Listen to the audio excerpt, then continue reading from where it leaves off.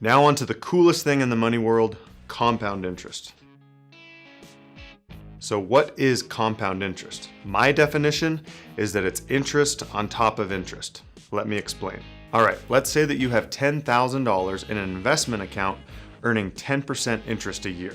Well, at the end of that first year, you're gonna have $11,000 in your investment account because you just earned 10% interest on that $10,000 principal amount of money. Now, after that first year, this is where compound interest starts to happen.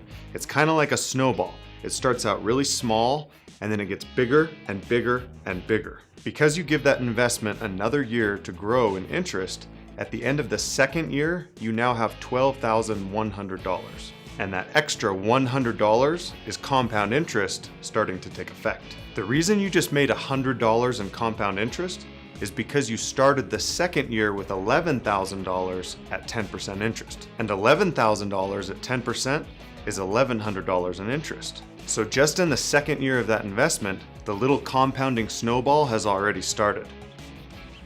Now let's fast forward to year 10 on that same investment. With the compound interest snowball rolling, that account is now worth almost $26,000. And if you never had compound interest working for you, and you only had 10% interest from that initial $10,000, then you'd only have $20,000 on year 10. So after just these 10 years, you're already ahead about $6,000 because your interest is compounding.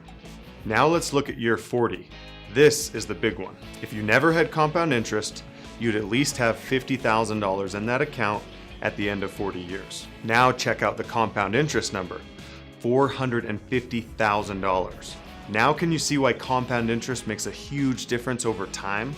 That, my friends, is why everyone will tell you to start investing when you're young for your retirement. When you get that snowball rolling in your younger years, you have a lot more time for that snowball to grow into something much bigger. And keep in mind that this example was only with an initial amount of $10,000. You're probably going to be able to save a lot more than that over your entire working life. Hopefully I made sense of what compound interest is. And if I didn't, then I did a really terrible job making this video. I'm Jason with the Honest Finance channel. Please subscribe if you're into this kind of stuff, or at least give the video a like. That's all.